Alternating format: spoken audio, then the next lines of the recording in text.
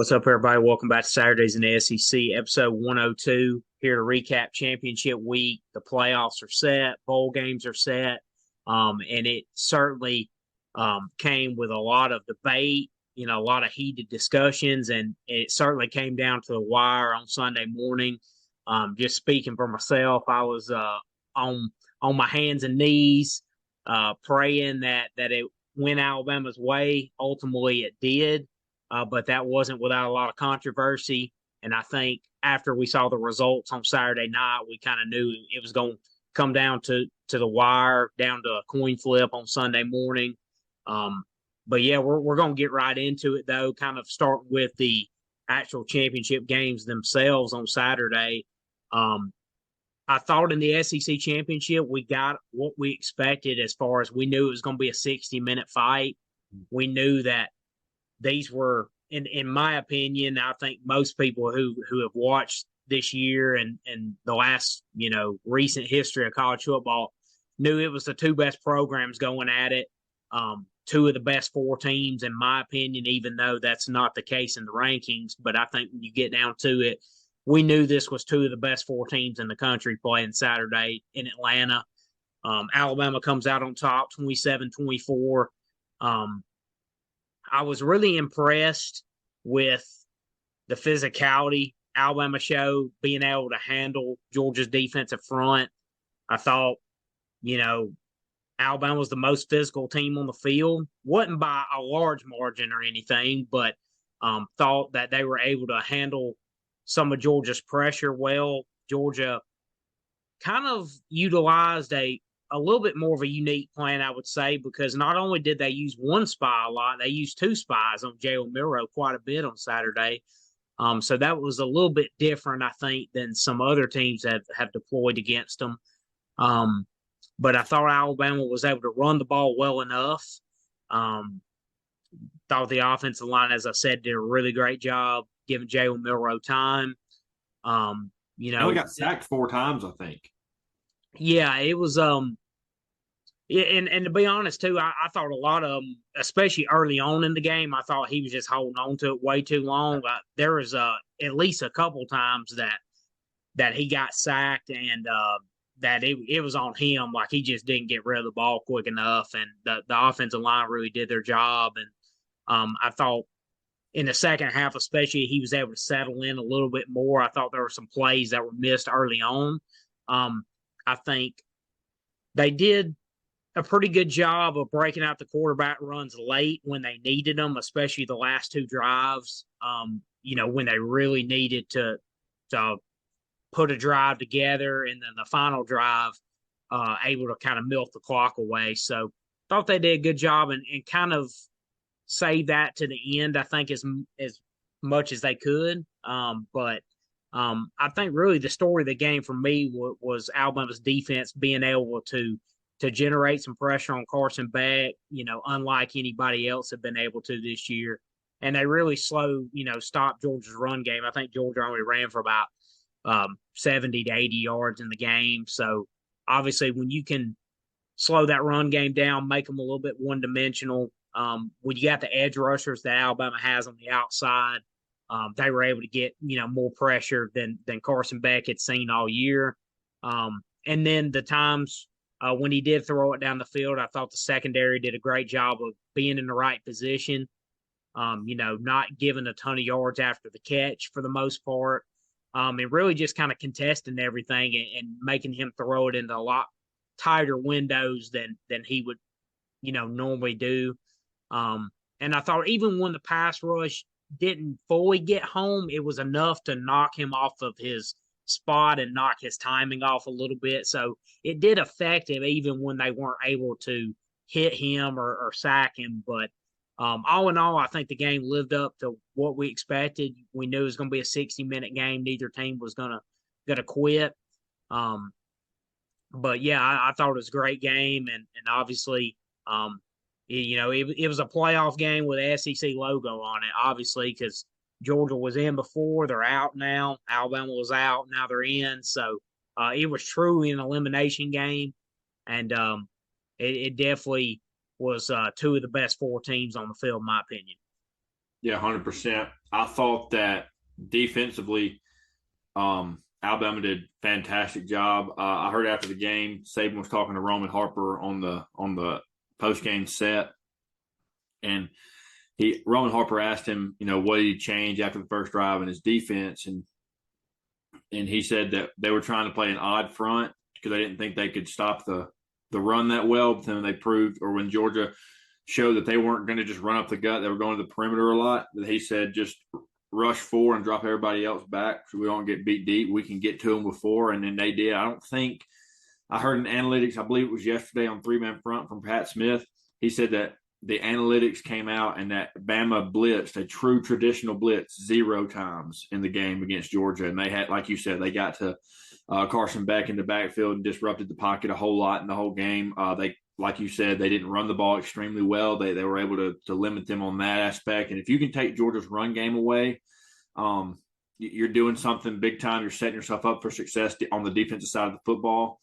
Saban talked about how they were able to not let 19 beat them, not let Brock Bowers beat them with the way they were running their defense. And I thought he did an outstanding job. And everybody knows that Nick Saban's the GOAT. You can't argue it. You can't deny it at all.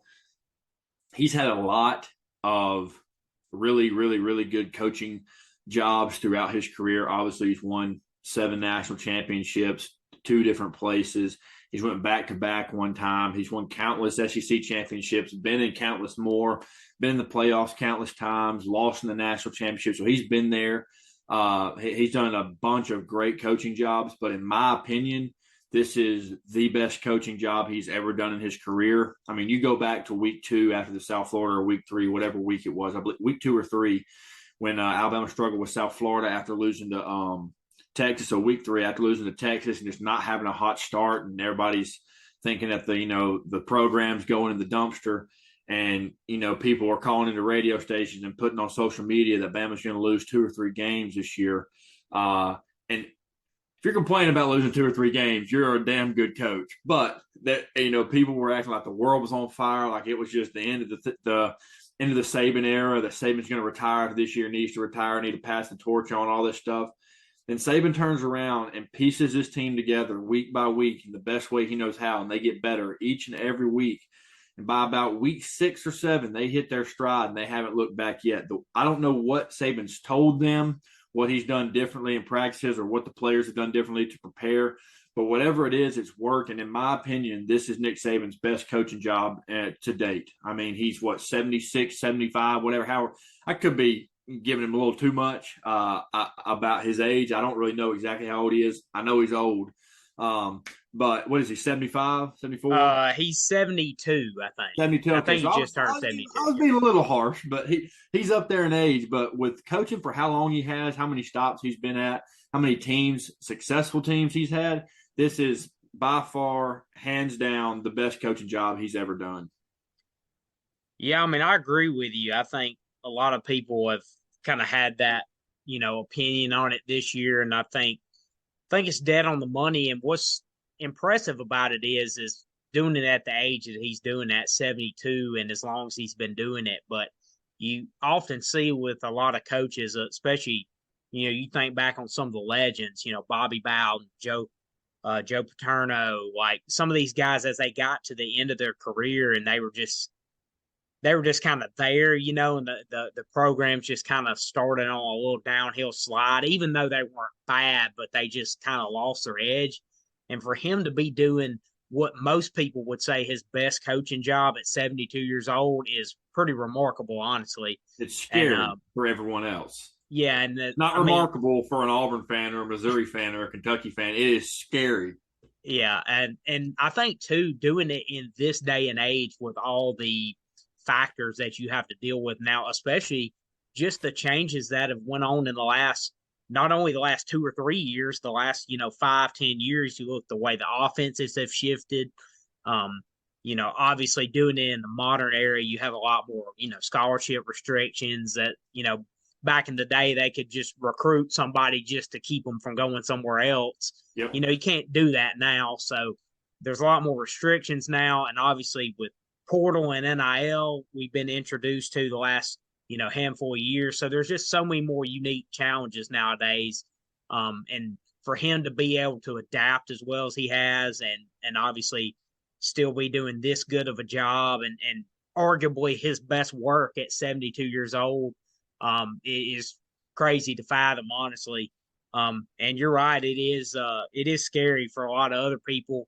I don't obviously he's not going to go too much longer. I mean, Father Time's undefeated, but I think he's got several more years in him because he still has that fire to do it, still has the passion to do it, and he's just one of those that's not going to go kick his feet up in the lake, like everybody wants him to. That's just not in his DNA. So I think he's got a couple more years in him left, but I do want to get into the playoff rankings because obviously that's the hot topic. That's the big debate. Everybody wants to, everybody has an opinion on it. So I'm going to give you the floor first. Obviously, after seeing Saturday unfold, do you think, and we've talked about this a little bit already, but do you think the committee got it correct? And then what were your expectations after seeing what unfolded Saturday? What were your expectations going into the rankings selection show on Sunday morning? I think the committee got it correct about 95%. And here's my thoughts. I'm sitting there Saturday night watching the ACC championship game and the Big Ten championship, or the Big Ten championship game, whatever game, Pac-12 might have been, whatever it was. And I'm looking at the rankings, and Florida State is number 4. All right. Oregon just lost, so they're out of it. They were 5 or 6, whatever they were. Texas 7, Bama 8, Texas 1. It's like, all right, they're in because one of the Pac-12 teams has got to lose. And then you're sitting there and you're like, all right, Bama's 1. So if Florida State loses, they're guaranteed in. Georgia's out. And we were just told by the committee that last week, Florida State, with a backup quarterback, was a top 4 team in the country. They told us that point blank because they had them ranked number 4. So then they win, and then now all of a sudden, magically, they're no longer a top 4 team with a backup quarterback, even though they just said they were last week, and they've been in a top 5, top 4 all year long. I understand the resume and the schedule and things along those lines. I understand that 100%. This is not my opinion. I don't think that Florida State should be in the playoff. But if you're the committee and you have them ranked that high all year, and then you say a week after they've played with a backup quarterback that they are still a top 4 team in the country, and then they lose, then they win, and you say they're no longer a top 4 team in the country, it's baffling. Number one, it's disrespectful as all get out to the defense, in my opinion. I mean, the defense played out of their minds the last few weeks. They played out of their minds all year. They beat LSU. I know it was week 1, but they beat LSU by 2 scores. I mean, this team is more than just the quarterback. So I thought taking the quarterback injury into effect I think it's bogus, to be honest with you. But my biggest gripe about it is you have just told the whole world now, even with the 12 team next year, you've just told the whole entire world that the rankings don't mean anything. You shouldn't even give them until after conference championship weekend. If this is what's going to happen after conference championship weekend, you have a team ranked 4 and they win and you bump them below 4, it makes no sense. Or if you had them ranked 12 and they win, you bump them below 12 next year, whatever. You're telling the whole world that the college football rankings hold no weight. They mean absolutely nothing until after conference championship weekend. So why give them? Why give them at all until conference championship weekend? Everybody knows who the better teams are. We can see who has 1 loss, no loss, 2 loss. That's what it's going to be next year. You're going to be debating about the 2 loss teams instead of the 1 loss teams. But still, everybody can see that. Everybody understands the resumes and who they're playing and what teams got going on. But you're sitting here telling the whole world that whatever you put out the first 6 weeks of the rankings doesn't mean anything. So why have them? Why watch the show? Why tune in? Because it doesn't matter. And obviously it never matters till the end of the year. But something like this has never happened. I also firmly believe that if this Florida State team was wearing a Clemson jersey, that no doubt about it, they would be in and Bama would be out, or they would be in and Texas would be out. No doubt about it. I 100% firmly believe that, because if you go back and look at the the common opponents between Florida State and Clemson this year, there were a lot of common opponents, and I mean a lot. Florida State beat those guys better than Clemson did. Clemson's out of conference was much worse than Florida State's was. But I'm telling you right now, if Clemson would have gone undefeated this year, there is no doubt in my mind that they would be in that college football playoff, which is absolutely crap because you're saying that the ACC that Florida State plays in is not the same as the ACC that Clemson plays in. And you say that you don't take into account the past championships and the past seasons, but there's no doubt about it that you do. And my last complaint about it is if you're telling me, the committee is telling me that they're going off the best teams and that's why they put them in there, I'm with you. I'm cool with it. Those are probably the 4 best teams minus I think Georgia should be in there over Washington or over Texas, in my humble opinion. But if you're telling me that you're going off the best teams, then why in the world is Georgia ranked below Florida State in the final rankings before obviously the playoffs start? But why is Florida State ranked above Georgia? Because if you're saying you're going off the best teams and the teams that are going to beat the other one off the eye test, essentially, Georgia 100% is better than Florida State. So their whole entire argument and their whole entire system is just bogus. I will not pay attention to it the rest of the time that until they change it or until something drastically changes. I'm not going to pay attention to the rankings because clearly they don't matter. Now, is the best 4 teams in and we're going to get the best product? 100%. I'm not upset about any of the teams getting in. The ones that got in deserve to be in, and it's going to be the best product of the football playoff, not like what we had last year in the national championship game. But their reasoning and the way that they got to these rankings is absolutely horse crap, in my opinion. Yeah, I think that's been the biggest complaint, since the playoff was introduced. It's obviously you have a different committee every year, but a lot of times it's contradictory from week to week. I think that's one of the biggest kind of gripes with it. I agree with you. Obviously, people are going to go, yeah, of course you're going to say that. Like, you're an Alabama fan, like you think they should be in. I'm with you, though. I do think they got the correct teams in. It wasn't the situation this year. There wasn't really a right decision because this is just one of those unique years, kind of like the very first year of the playoff in 2014. Like, we had more worthy candidates than we had spots. Yep. You can make a case up until Oregon lost this week. You had 8, in my mind, 8 legit playoff caliber teams. Like, any of the 8 could have been in. You can make a case any which way you wanted to. Obviously, Oregon loses. They got 2 losses now. So coming into the rankings on Sunday, you had 7 candidates really that were 0 or 1 loss that you could all make an argument like they're all, worthy playoff caliber teams. So it was just, we never got that chaos Saturday that we thought we were going to get. And I think Josh Pate made a great point the other night on his Sunday show that he thought the playoff committee had kind of baked in their expectations to these rankings, thinking that they would probably work themselves out, which 95% of the time they do. In my opinion, we didn't talk about the playoff rankings much since they've been unveiled in week 9, I believe it was, because I didn't think they held much weight till the very end, which kind of proved to be the case. But I always thought Oregon was overinflated. I would have had Texas at 6, Oregon or Alabama at 7, Oregon at 8 over the last few weeks leading into this weekend. I think last week,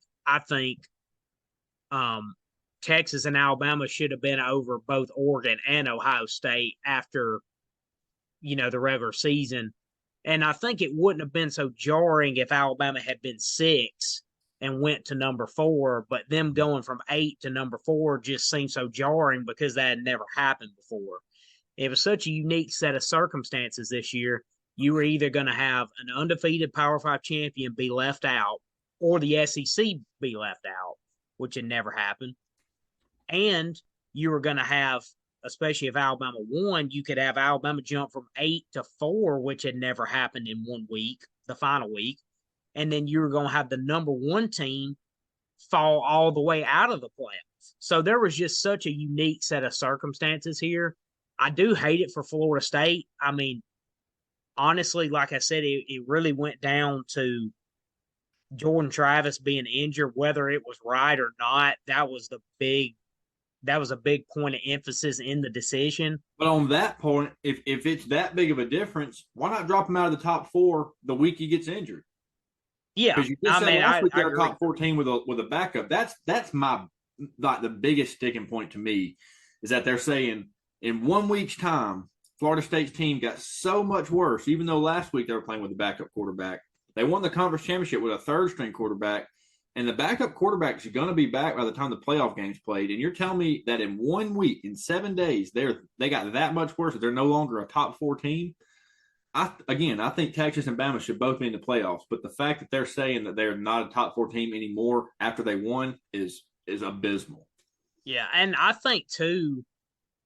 And like I said, I really I think the top six teams all have a great case. I think they're all playoff caliber. Like I think they should all be in the playoffs. To be honest with you, obviously you can't fit six in the four, so there was going to be a couple really worthy teams, and you can even throw Ohio State in there. They had a really good year. They barely lost at Michigan. Like if that game goes the other way, they're number one right now. Like the margin between 1 and 7 is pretty small, Mm-hmm. honestly. Just like now Bama's 4, Georgia's 6. I mean, they lost by 3 points to a really good Alabama team that went from 1 to 6, which has never happened before. So it was just kind of one of those unique situations. It's unfortunate that two really, really good teams had to be left out. I do want to make the point, too, that I haven't heard very many people make at all. And you hear a lot of like, oh, there's a lot of Alabama bias or SEC bias, obviously, based on what the SEC's done over the last decade and a half dominating college football. Alabama's kind of been at the forefront of that. You hear a lot of, well, they got in because the SEC logo. Florida State plays in a weaker ACC, but what many people aren't taking into consideration is Texas also jumped Florida State. Mm-hmm. So you can flip the SEC championship game result. Let's just say for a second that Georgia won 27-24. Well, right now it would be Georgia 1, Michigan 2, Washington 3, and Texas 4. I mean, Texas jumped them too. So, like a lot of the debate is between, or a lot of talking points around, SEC bias, Alabama bias, but you could flip that result regardless of which way the SEC championship game went, and Florida State would still be out. So my only thought would be that it would be if Georgia would have won, Georgia, Washington, or Georgia, Michigan, and potentially Florida State over Washington. That was my only debate to that, but you're 100% right, is because it goes down to the same thing because Florida State is still potentially on the seat with somebody else. But yeah, you're right, especially after Bama beat Georgia, the number one team in the nation, giving them the best win of the year. But then you can flip that and say, well, now Texas has the best win of the year because they beat a team on the road who ended up beating the number one team in the nation. So, I mean, Texas and Alabama, at the end of the day, yes, 100%, they deserve to be in there. They got the four teams correct, in my opinion. Just how they got there, bogus. yeah, I agree. And I'm just saying, like, if you say Georgia had won, I think the debate would have came down to like instead of it being Alabama and Florida State for 4, it would have been Texas and Florida State for 4. And the committee just proved that they would have took Texas over Florida True. State.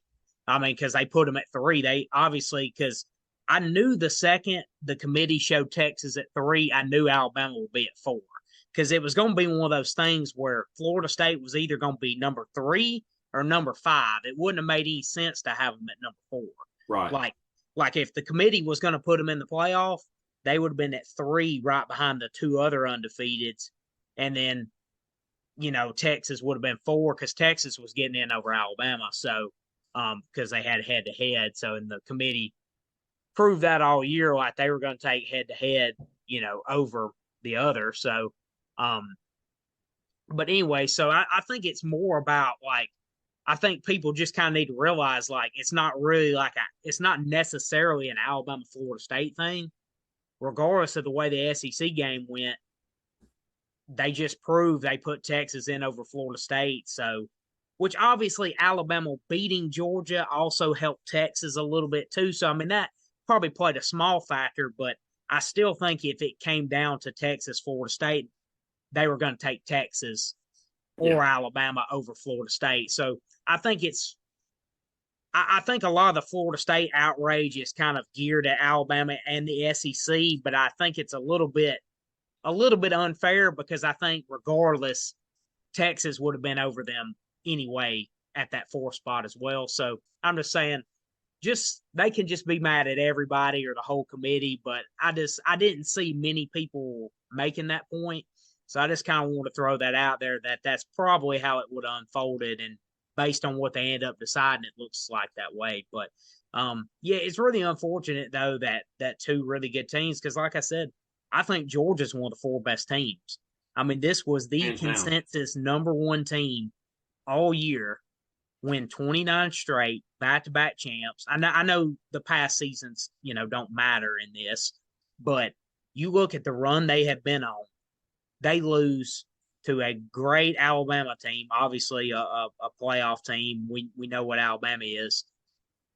To lose a 3-point game and you fall from 1 to In 6, and in the then championship game when you played arguably your worst game of your season. and and obviously, like I said, it's hard to compare years, but you look at last year, TCU goes in to the Big 12 title game at number 2. They lose to Kansas State and only fall to 3. Yep. And this year, Georgia, and like I said, it's a little bit different because there was a lot more candidates still in it this year. So the margin was a little bit smaller. But the point kind of stands though, like you lost you know, and Alabama should have been higher than 8, but you lose a 3-point game to the number 8 team, who's clearly one of the best teams, and you fall from 1 to 6. It's just kind of crazy. But it is unfortunate. I would have loved to have seen all these teams get a chance because I felt like they were all worthy and all had a strong case to be in. But as I said, you can't fit 6 or 7 into 4 spots. It's just it played out the way it did. And like I said earlier, whether it was right or not, I think, and Heather Dinich, I was listening to her earlier because she follows the committee closely, and she said the committee kind of looked at, and obviously whether it's right or not as well, recency bias is a big thing. Like what you saw most recently plays a big part into it, what they saw down the stretch. And as everybody knows, without Jordan Travis, they're not a top 14. And, like I said, whether it was fair or not, that played a really big role into them being at 5 rather than 4. So, yeah, I mean, you're 100% right. But I am glad it's going to 12 next year. Obviously, we'll be arguing over 11, 12, 13 next year, not, 3, 4, 5, and 6. But, which is more reasonable because being realistic, 11, 12, 13, 14, those teams just realistically don't have as much of a shot as teams like 5, 6, 7 do. It's just it'll be arguments over that or discussions over that more for the fun of college football and the discussion in and of itself and just what this could happen and why this didn't happen more than this team deserves to be in there because they potentially could win it. Could it happen? Yes, but the odds of it happening are much slimmer than a 5 or 4 or 6 winning it in the national championship. Well, yeah, I agree with you. And two, like you're a little bit more, I mean, obviously if you're 11, 12, 13, you've got more losses. I mean, you're a little bit more flawed than some of the top 14. I think this year specifically, there was just such a thin margin for error at the top because we never saw that chaotic Saturday that almost always happens. It just never materialized this year. We came close a few times. I mean, all of the top teams had some close games along the way, but we never saw those dominoes fall and it kind of work itself out, so to speak, that happens so many times. Because a lot of times the committee's decision is not that difficult because it kind of plays itself out and works itself out and kind of almost makes the decision for them. And that just wasn't the case this year. I mean, you just had, like I said, 2 or 3 extra, worthy playoff contenders that, in the past would have worked itself out, and you just have more, contenders than you normally do for those 4 spots. So it definitely made it more difficult. And I do want to say, I'll be honest, going into or Saturday night after that ACC game was over, I honestly thought it would be Florida State in the top 4. As I woke up Sunday morning and as it got closer to the decision, I kind of talked myself into I thought it would be Alabama, because it would have been very easy, obviously, to justify Florida State being in. I mean, they're undefeated Power 5 champ. I honestly thought that's probably what it would end up being. But I actually do commend them a little bit, because they actually made a much tougher, made a harder decision. Like that, they could have made the easier decision, but they looked at it, and I'm like you, I don't agree the way they got there. They kind of took a back roads way of getting there, but I think all in all, they ended up, outside of Georgia not being in there, but you kind of knew, you knew Alabama and Georgia both weren't getting in unless chaos happened. So you kind of knew that. But I'm like you, though. I do think they got it correct, but they were it was almost an impossible situation where there really wasn't a right or wrong, and there was going to be a worthy team being left out. And it's unfortunate it was that way, but it's just how it turned out this year. Yeah, 100%. I kind of want to talk about the portal, man. The portal has been wide open ever since conference champ, or ever since the rivalry weekend opened. There's been people trickling in here and there, but man, this weekend busted it wide open. We got some, sure enough, QB1s entering the transfer portal, and Dylan Gabriel and Kyle McCord. Got Cameron Ward into the transfer portal, Grayson McCall in the transfer portal. I mean, there are so many people that are big names, solidified guys on their team that have entered the transfer portal, and this is going to be one of the craziest off seasons, and this is just the start of what it's about to be the next few years. Eventually, I thought there's going to be limitations put on this NIL and the transfer portal stuff, and they're going to get it under wraps. But as of right now, it is a free for all, and it might be the craziest off season we've ever seen. Yeah, man, I'm been wanting to talk about this as well. I mean, the portal's absolutely jumping already. It officially opened yesterday, on Monday, December 4th. And as you mentioned, man, the quarterbacks, it's already loaded with top end talent. Obviously, Cam Ward, the transfer from Washington State, he's already getting a ton of interest, and rightfully so. Thought some really interesting additions yesterday. Kyle McCord, Ohio State starting quarterback, is in the portal now. I thought that was interesting because, and I don't have any intel on this, this is just me speculating. I'm not so sure they didn't, the coaching staff, I don't want to say ran him off, but I think they know with the options that are already available in the portal, I think they know that's a position they can upgrade.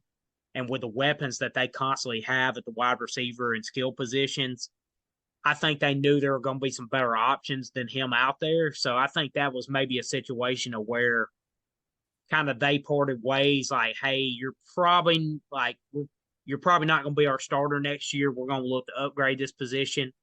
And then I think for him, if he's not going to be the starter, he would definitely have a great opportunity to be a starter somewhere else. So I think it may have been one of those mutually parting ways kind of situations. And then obviously Dylan Gabriel, a lot of talk about Jackson Arnold, the 5-star freshman quarterback that was on their team this year. Looks like they're going to be kind of moving in his direction next year and letting him take over the reins. Super talented guy out of the last high school class. So a guy like Dylan Gabriel, who's just got multiple years of experience and had a great year for Oklahoma this year. I'm really curious to see where he lands. And then you got guys like Riley Leonard from Duke. Notre That's the Dame. one I'm excited to see. Does Elko bring him to Aggie Land with him? It's going to be interesting. It seems like the most buzz so far heard Auburn's name thrown in there for them, but it seemed like Notre Dame was kind of the leader in the clubhouse when he entered. They just And snagging the ACC quarterbacks left and right. I know, yeah. So I do think if I had to say right now, just kind of based on intel, it looks like Notre Dame might be the play for him. But I think that's that's probably far from over yet. And then you got a guy like Will Howard from Kansas State, Will Rogers from Mississippi State. I mean, we're 10, 12 deep in portal quarterbacks right now, and I don't think we're done yet either. No, I'm excited about Brock Vandagriff, big time name, big time recruit coming out of Georgia. Was battling for the starting spot this year.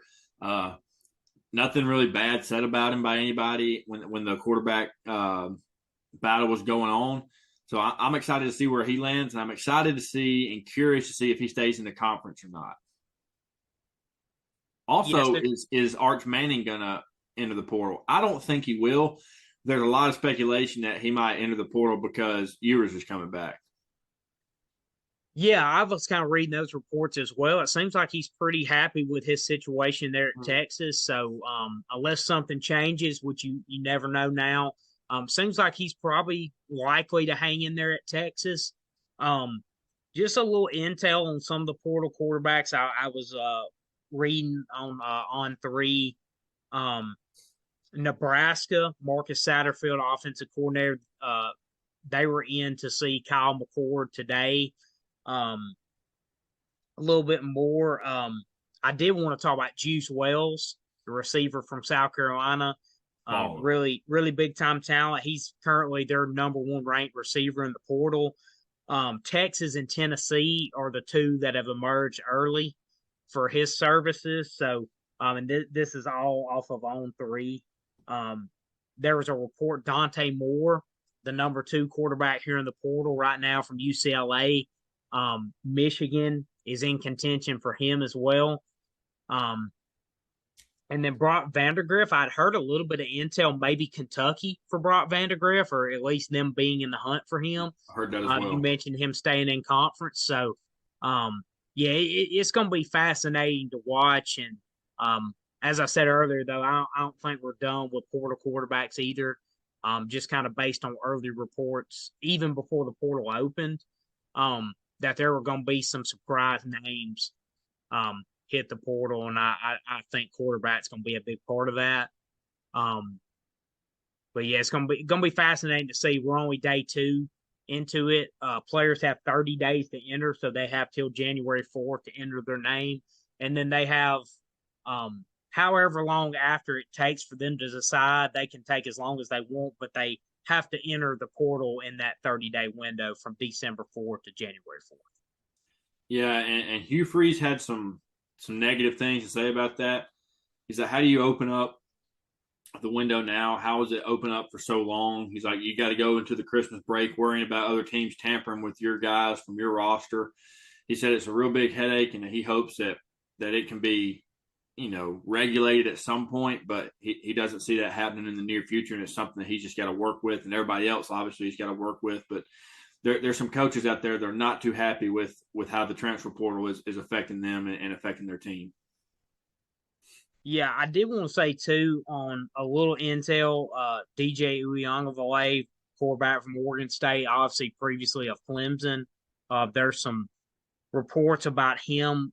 Florida State and Louisville have kind of emerged as some of the top teams for him. So it's very possible he may be making his way back to the ACC. And then a couple Pac-12 teams, or I should say Big Ten teams now, because they're going to Big Ten next year. Oregon and USC are a couple of the top contenders for Dylan Gabriel. So really interested to see. I think those will be pretty good fits for him. Seems like Oregon, obviously with Bo Nix, this being his final collegiate season, they're all over the top of this transfer quarterback market right now. So I would definitely expect a team like Oregon to land one of these big names in the portal because they've been linked to several of the top names that are officially in the portal. Yeah, and how much does the Caleb Williams decision affect the transfer portal for them? Because he said he's waiting to decide if he's going to the draft or not. It'll be like a game time decision, pretty much. So that could affect the portal for sure. Because if somebody goes there thinking he's going to leave and he decides to come back, well, they're just sitting the pine. Yeah, I do think that will play a factor. Um, I do think, just my personal opinion, he's not playing in the bowl game, so I do believe he will probably enter the draft. I would think. I know you've heard people kind of threaten that before, or say like, "Hey, I'm going to wait, decide, see what team's sitting at the top of the draft." But I think ultimately he will probably end up going pro. I mean, he's likely going to be the number one pick. So, I mean, usually it's kind of a telltale sign if they're not playing in their bowl game, they're probably, 99% going pro. I do think that will have a little bit of effect on them, though. Um, because, like I said, with the portal open 30 days, and then you have you can take your time deciding after that. So, um, I don't think some of these guys will be in a huge rush to make their decision. Um, but I do think with the tampering kind of going on behind the scenes, it's funny that players are already linked to other teams before they even officially get in the portal. Yeah, So it's like it's almost like it's been decided before their name officially goes in. So yeah, there's a lot going on behind the scenes and in the back channels because like Notre Dame was mentioned for Riley Leonard before he ever went in the portal. Um, I did read too he's officially visiting there tomorrow and Thursday. So it looks like I said, it looks like they're probably the front runner. He is from Fairhope, Alabama, and I do think Auburn will be in on this as well. And as I mentioned before, I think they're going to be heavily in this transfer market as well, especially for a quarterback. Um, so because there's so many options there, and that's an offense with the talent that they'll have coming in, especially at the wide receiver position and being in Hugh Freeze's offense, I think that'll be an attractive destination for a transfer quarterback. absolutely. I also kind of want to talk about these bowl games we've got lined up. I'm excited about the Missouri Ohio State bowl game.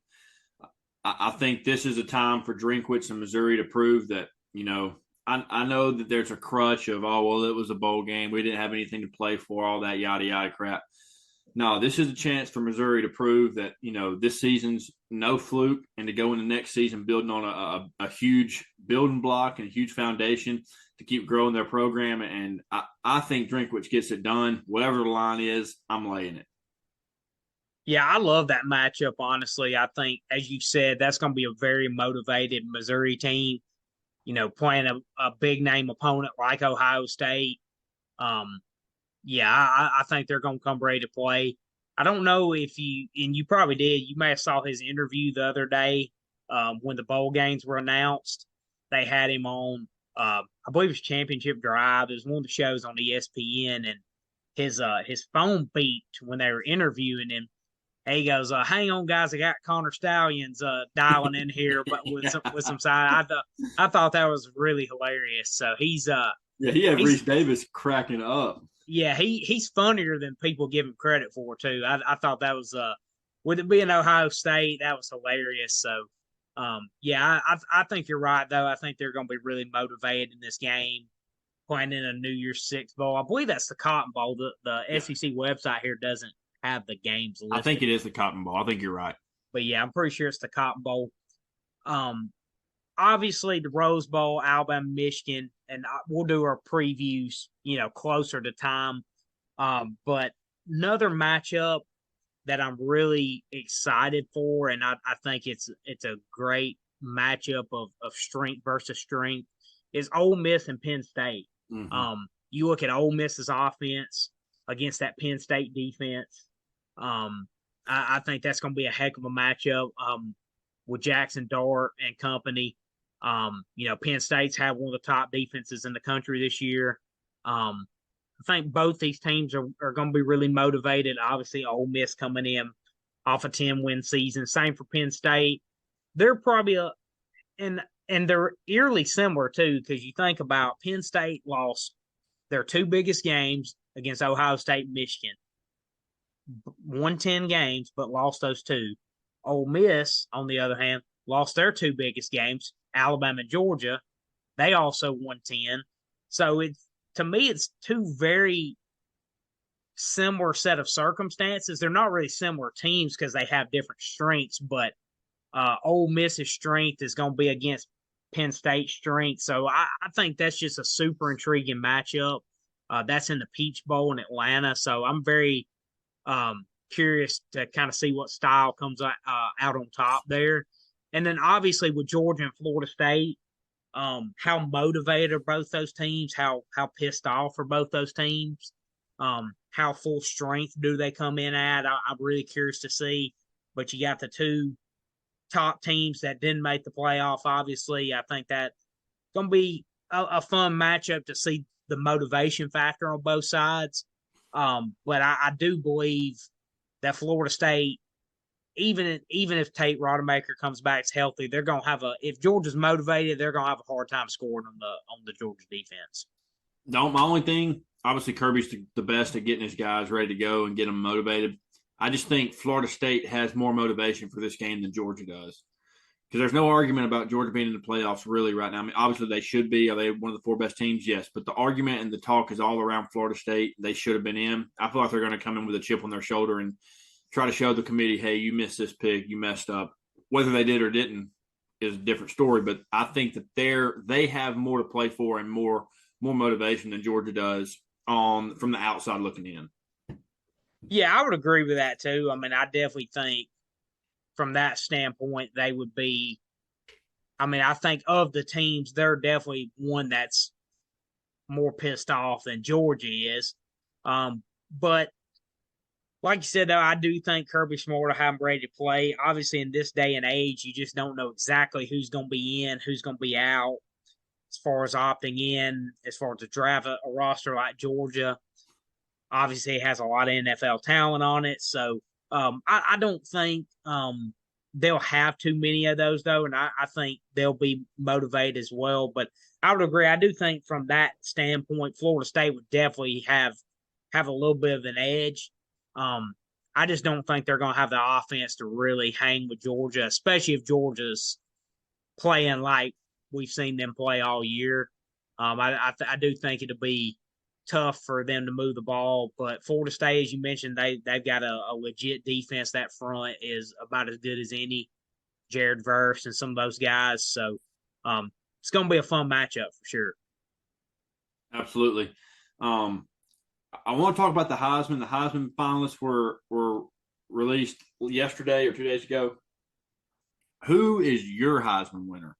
If obviously we don't have votes, we're not cool enough to have votes. But if you're picking the Heisman winner, who is your Heisman winner? Jaden Daniels. I mean, I've been saying it for weeks. I think you're there as well. I think he had the best year in college football, honestly. I mean, I think he's the best player right now. I thought he was just absolutely spectacular this year. Obviously, if LSU's defense would have been a little bit better, they could have made even more noise than they did. But I think he's by far my favorite to win the Heisman. I think he's a pretty heavy betting favorite now after Bo Nix lost in the Pac-12 title game. So I definitely think he's going to be the one bringing it home Saturday night. I thought he just had a spectacular year.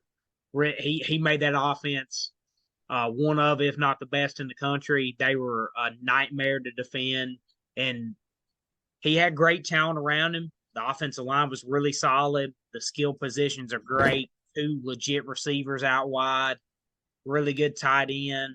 But I think he's really the one that made it go with it.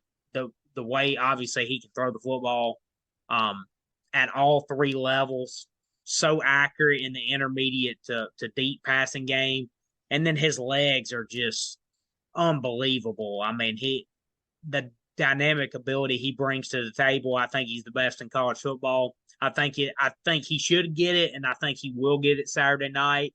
I do think if Bo Nix would have won in the Pac-12 title game, I think it would have really came down to the wire. So I think Bo will finish second. I think Penix will be third, and I think Marvin Harrison will be fourth. But I just don't think especially with Knicks losing the other night. I think if he'd have won, I think it would have been very, very close. But I think now Jaden Daniels is probably going to be the runaway favorite. Yeah, I mean, the dude was 54 yards shy of 5,000 all-purpose yards. The dude almost had 5,000 all-purpose yards. He had 50 touchdowns and only 4 turnovers or 4 interceptions. 40 through the air, 10 on the ground, 1,100 and some change on the ground, 38 and some change through the air. He was 54 yards short of 5,000 yards. That is PlayStation numbers. I don't know. I'm sure we've seen close to that. I don't know that we've ever seen a 5,000 yard season. If we have, I apologize to whoever put that up for not giving you the respect you deserve. But this is one of the best seasons I've ever seen put together. It is a shame that LSU's defense was suspect at best all year. I mean, you hate to say you wasted a guy's talent because he took you to an SEC championship game last year, won 10 games this year, 9 games, whatever it was. But this guy is one of the best guys in college football we've seen the last 10 years. I firmly believe that. Yeah, as you said too, just kind of going through the numbers real quick. 3,812 yards passing, 40 touchdowns, 4 picks. He was first in QBR at 95.7. Also added 1,134 yards on the ground with 10 touchdowns, so 50 total touchdowns, only the 4 interceptions, number 1 in QBR. I was actually comparing those numbers, and I was looking at Joe Burrow's season because you heard several weeks ago kind of the comparison to those guys' seasons.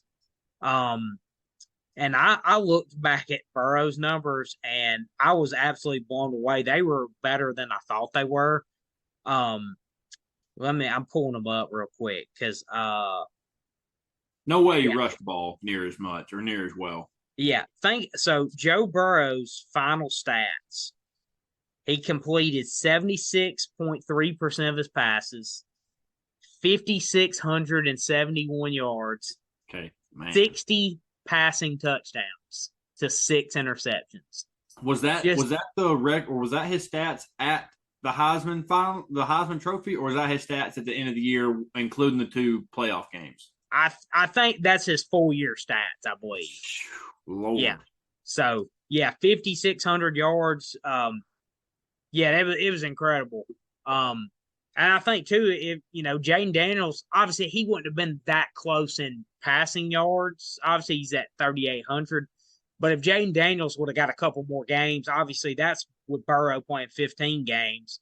Jaden Daniels has only played 12. So if you could add, 3 more games worth of stats, he would definitely be at or over Joe Burrow's total yardage for sure, and touchdowns probably as well. So, just an incredible season, honestly. And it's not just the numbers; it's the efficiency in which he put them up. I mean, it's like you put those completing 70-something% of your passes. I mean, just QBRs first in the country. It's just not only are you putting up video game numbers, you're doing it at such a high and efficient level. So yeah, regardless, I don't care how many games this team lost. We've seen it happen before where the Heisman went to a guy that lost multiple games. RG3 at Baylor, he lost multiple games. Lamar Jackson lost multiple games. To me, he's the best player in college football, and I think he's going to take it home on Saturday night because he had a fantastic year, and he's about as fun as anybody to watch. Oh, absolutely. The committee, they got it right, but they got it right in the wrong way. Hopefully the Heisman people can get it right and get it right in the correct way. Yeah, I believe they will, honestly. I think this is one of those situations where I don't think it's going to be too hard of a decision. Like I said, I would expect Bo Nix in second, probably. I think it'll be close between him and Penix, but I think if Bo would have won, we'd had a real tight race on our hands. I still think Jaden Daniels probably would have won, but I think now, I think he's going to bring it home. And LSU, give him credit down the stretch. They did a good job of padding his numbers too. But regardless, he earned it, and he probably would have put him up anyway. So I don't think they had to really try too hard because he did it pretty much against any defense this year. I told you, I believe I texted you during the middle of the Alabama LSU game back in early November. And I was like, win or lose tonight, Jaden Daniels is my Heisman winner. I mean, that dude was an absolute nightmare. I can't imagine being a defense coordinator preparing for one of his offenses, and especially the level of skill that he has around at his disposal. I don't see how any defense coordinator got sleep prepping for them this year. They probably didn't. Because they are absolute handful, man. He puts you in such a bind with his legs and how accurate he is with the football. I mean, it's and then just you got to cover Brian Thomas and Malik Neighbors. Come on, be real. And Marvin Harrison's elite wide receiver, no doubt about it. But Malik Neighbors had as good numbers or better than he did. Like Malik 100%. Neighbors could have easily been there as well. So, and I like Neighbors a lot, but there was just something about watching LSU this year. I could not keep my eyes off Brian Thomas. Every time a passing touchdown was scored, it seemed like Brian Thomas's name got called. I believe he had 10 touchdowns through like week 8 or 9. That dude, he had a better year than Marvin Harrison. The numbers might not say it, but 100% he had a better year than Marvin Harrison. I mean, he had 2 of the top 10 receivers, arguably 2 of the top 5 receivers throwing to each and every week. That always makes a quarterback's job easier, especially when you can run the way he did. It's like you said, a coordinator's worst nightmare. No chance they got any sleep that whole week leading up to playing LSU, no matter who it was. Yeah, Brian Thomas this year had 60 catches for 1,079 yards and 15 touchdowns. Oh, my God. That's honestly, that's an insane season. That's Malik Neighbors or Brian Thomas? That's Brian Thomas. Yeah, so I believe that. What was Malik Neighbors? He might have had more yards, but I doubt he had more touchdowns. Yeah, and I will say too, that's to have 1,000-yard season with only 60 catches is crazy too. That's 18 yards a catch. It was 1,000. What was his final? 1,079 yards and 15 touchdowns. That was on 60 catches. That's crazy, dude. That's an 18-yard 18 yards per reception. Let me. He scored a quarter of a time he touched the football. Yes. Yeah, he's such a handful in the red zone too, man. Like, because that's where they really, targeted him the most, and he was just such a handful in the red zone, That's especially. Crazy. 25% of the time they threw the ball to him, he scored a touchdown. That is insane. Yeah, so I said Brian Thomas had 15 touchdowns, and Malik Neighbors had 14. He had 86 catches for 1,546 yards and 14 touchdowns. That is crazy, dude. So they had the same average yardage per catch at 18, but Malik Neighbors had 26 more catches. So it's Brian Thomas. They've got to be in the top 5 of the wide receivers. They got to be. Yeah. So I mean, if Brian Thomas, if he would have got the same number of catches, he would have been probably around that 1,500 yard mark as well. That's Biletnikoff A and B right there. Yeah, they're studs, man. I mean, like I said, with you got those 2 guys and Jaden Daniels at the controls with what he can do with his arm and legs, dude, it's the reason they're the best offense in the country this year. I mean, Marvin Harrison only had 14 touchdowns, I think, or he might have had 15, 14 receiving, 1 rushing, I believe. I could be wrong. I looked at it before we started recording. I think it's 15 total, 14 receiving, 1 rushing. But still, I think he only had 1,200 yards. Well, only 1,200. I'm acting like it's a bad year, but I'll tell you one thing. I bet Luke Fickell on New Year's Day is hoping they opt out of this game. Yeah, he is. But no, we'll be back. Over the next few weeks. Obviously, we're not going to break down playoff or bowl games quite yet. We're going to save that for a little bit later down the line. But to be honest, over the next week or two, we're going to have full shows just breaking down this portal because, as we've been saying over the last few weeks, it's going to be absolutely insane. We got the early signing day coming up here in just a few weeks as well. Got some guys on Flip Watch. Your boy down on the plains, he's having himself a merry Flipmas already. Yes, he is. Got Cam Coleman from Texas A&M. So coming after Ryan Williams next, baby. Hands off, Ryan Williams, man. Hey, that's a Bama lot right there. But anyway, we'll see. I hope so. Because it's making me a little bit nervous. I hope he's trolling all the Auburn reporters, but they're making me a little nervous the way they're talking right now. Well, that dude is a baller, bro. We are going to have some news on him in the next about a week from now. A lot of smoke. He's going to reclassify it from 2025 to 2024.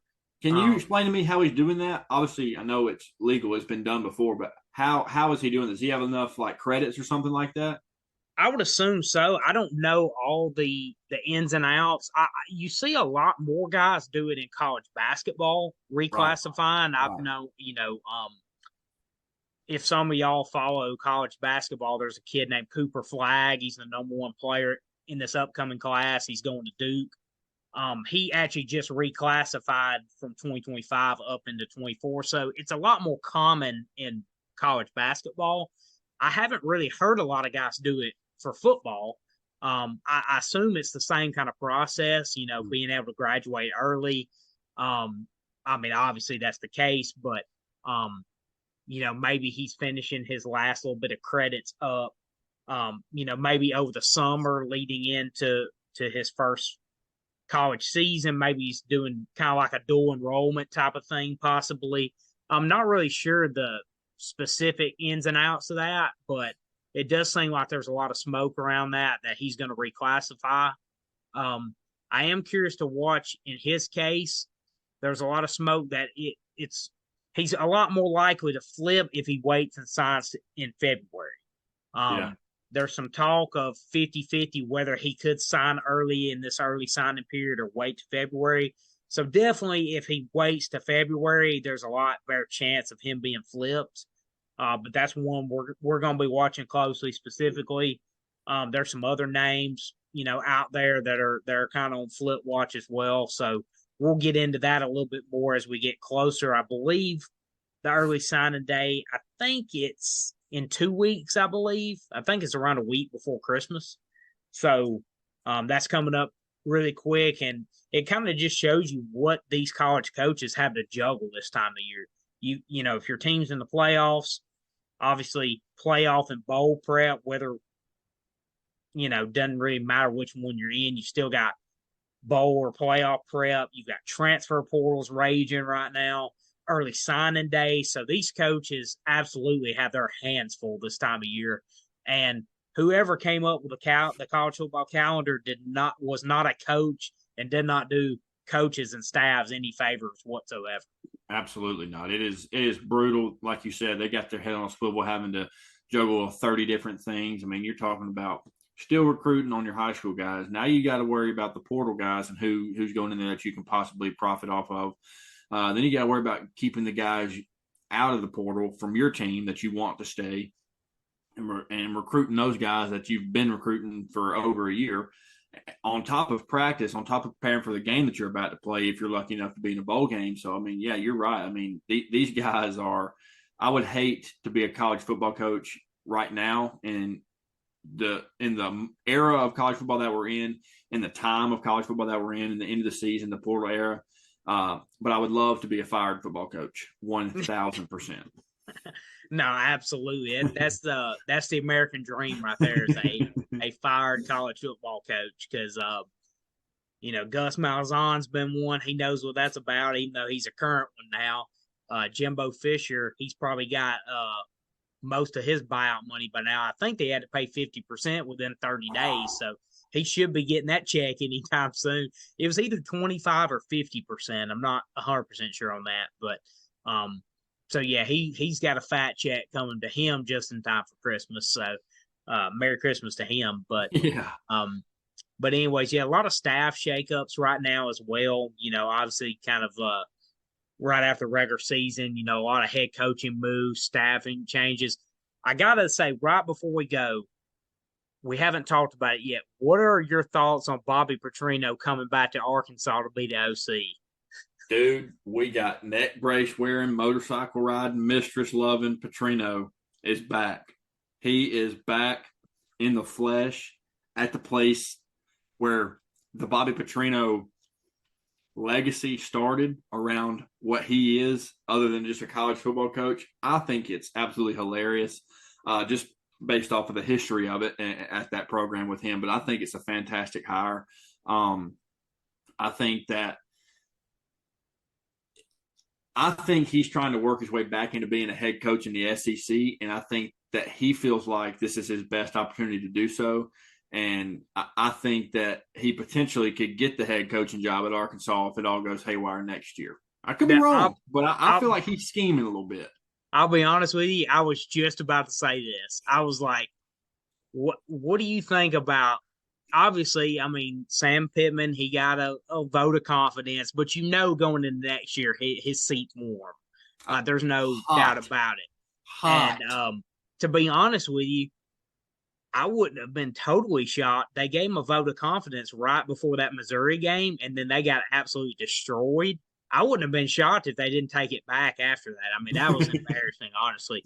But I was just about to say, it's not a prediction or anything, but that's something to keep an eye on. If they run Pittman off, could Petrino slide back into that head coaching job at Arkansas after all these years? I mean, that it's going to be something fascinating to watch. But I just had to get your thoughts on that before we got I out. think it's hilarious. I know, man. College football, you cannot predict it. It's You insane. can't write a better story than half the stuff that goes on with these guys. But it's been a lot of fun. It's been a great, regular season, conference title game weekend. We'll be back next week to keep breaking down the portal. As I said, early signing periods coming up quickly. And then as we get closer to bowl games and playoff matchups, we'll be breaking those down and previewing those as well as we get a little bit closer. But we appreciate you guys tuning in, and we'll see you back next week. Thank you, guys.